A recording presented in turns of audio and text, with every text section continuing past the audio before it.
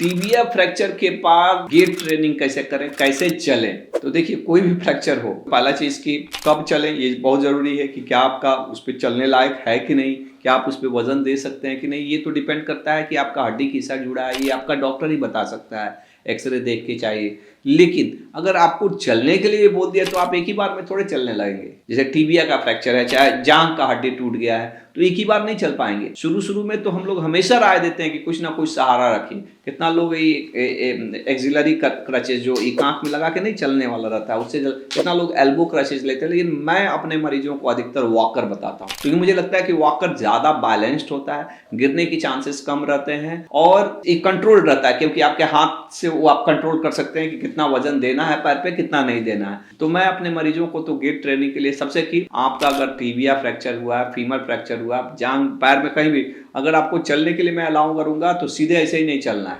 आपको वॉकर लेके चलना है। कितना लोग कहते हैं कि हमारे घर में हमारे चाचा है, मामा है, बेटा है, बेटी है, उसका हाथ पकड़, वो कितना देर आपको चलाएगा? एक तो पहला चीज। दूसरा चीज कि हो सकता है उसका बाद, तो उसके ऊपर नहीं, किसी इंसान के ऊपर नहीं ना आपको डिपेंडेंट होना है, सामान के ऊपर डिपेंडेंट होना ज्यादा बेहतर है। तो एक वॉकर खरीद लीजिए, सस्ता आता है जी, हमको लगता है 1-2 हज़ार रुपये में तो अच्छे क्वालिटी का वॉकर मिल जाता है। तो वॉकर की मदद से धीरे धीरे वजन देना है, एक ही बार 100% नहीं दे देना है कि आज हमने बोला कि अब चलिए तो कल से पूरा वजन देने लगे उस पर। पहले 5 पैसा वजन दीजिए, फिर बर्दाश्त हो रहा है तो 10 पैसा वजन दीजिए, धीरे धीरे एक करिए। अगर मान लीजिए कि जैसे आपको हड्डी टूटा है, 1 महीना 1.5 महीना आपको प्लास्टर लगा था, चाहे 1-1.5 महीना आपको बोले थे कि नहीं चलना है, अब चलने के लिए तो ये भी समझना है कि 1-1.5 महीना और लग जाएगा नॉर्मल आपको पूरा चलने के लिए, 100% वजन देने लायक होने में।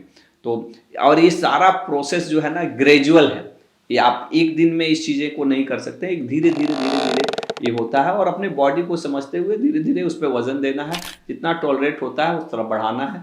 तो ये इस तरह से आप चलने का एक तरह से मुझे ट्रेनिंग, चाहे गेट ट्रेनिंग, इस तरह से हम लोग कराते हैं। बिना किसी सपोर्ट के ऐसा ही नहीं चलना है, किसी आदमी के भरोसे, चाहे किसी आदमी का हाथ पकड़ के, कंधा पकड़ के इस तरह, क्योंकि वो कितना देर चला सकता है, उसका भी एक लिमिट है। आप मेरी बात समझ पा रहे हो कि नहीं?